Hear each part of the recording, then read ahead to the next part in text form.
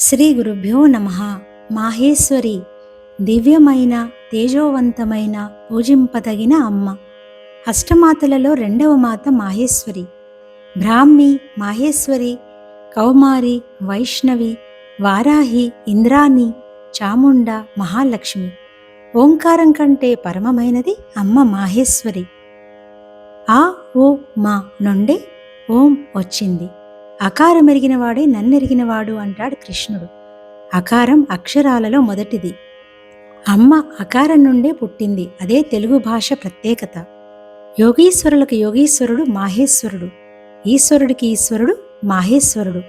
అమ్మ నిజస్థితి ఇది. కాబట్టి అమ్మ మహేశ్వరి, యోగేశ్వరి, జ్ఞానేశ్వరి.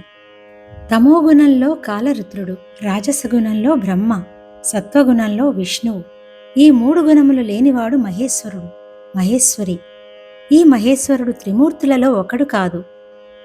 ఓంకారం కంటే పరమైనది మహేశ్వరి నామం. వేదంలో ప్రతిపాదించబడిన ఓంకారం కంటే కూడా పరమైనది మహేశ్వరి తత్వం. శబ్దములన్నీ అమ్మ నుండే పుట్టినప్పుడు శబ్దములకు అతీతంగా ఉంటుంది అమ్మ. అమ్మ నుండే త్రిగుణాలు పుట్టినప్పుడు త్రిగుణాతీత స్థితిలో ఉంటుంది అమ్మ.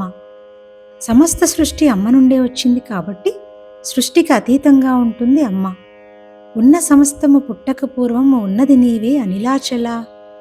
అమ్మయే ప్రకృతి రూపంగా ఉన్నప్పుడు మాయ, ప్రకృతిని నియంత్రించేటప్పుడు మాహేశ్వరి.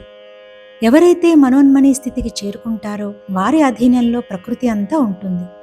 షిరిడీ బాబా పంచభూతాలను శాసించేవారు. సాయి మహేశ్వరి. ప్రతి జీవి హృదయంలో ఉన్నది ఆత్మ అయితే అన్ని ఆత్మల వెనుక నేపథ్యంగా ఉండేది మహేశ్వరి. ఈ సమయంలో నా గురు సన్నిధిలో జరిగిన ఓ తమాషా సంఘటన గుర్తుకు వస్తోంది. 1990లో మహేష్ అనే నా స్నేహితుడికి రమణాశ్రమ త్రైమాసిక పత్రిక వచ్చేది. అందులో భగవాన్ ఫోటోలను చూసుకుంటూ మురిసిపోయేవాళ్ళం. అందులో ఒక పేజీ నిండా భగవాన్ గ్రూప్ ఫోటో ఒకటి చూస్తూ గత జన్మలో మనం ఎవరెవరుగా ఉన్నామో అనుకుంటూ మాట్లాడుకుంటున్నాం. పోయిన జన్మలో నేను మురుగునార అని ఒకరు, నేను విశ్వనాథస్వామి అని ఒకరు, నేను కావ్యకంఠ అని ఒకరు ఇలా అంటుంటే నేను పోయిన జన్మలో భగవాన్ అన్నాను. అందరూ భలే భలే అనుకుంటూ సరదాగా నవ్వుకుంటూ ఉన్నాం. ఇదంతా సాక్షిగా గమనిస్తున్న నా గురువు తటాలు నా పుస్తకం తీసుకొని నేను ఆ ఫోటోకి ఆధారంగా ఉన్న కాగితాన్ని అన్నారు. అందరం పులకించిపోయాం ఆ దివ్య బోధకు. నా గురువు మాహేశ్వరి. ప్రపంచం చిత్రానికి నేపథ్యం మాహేశ్వరి. నీవెవరో తెలుసుకో అని భగవాన్ అన్నారంటే నీవు తెర మీద బొమ్మవు కాదు, అన్ని బొమ్మలకు ఆధారంగా ఉండే తెరవు అని చెప్పడం.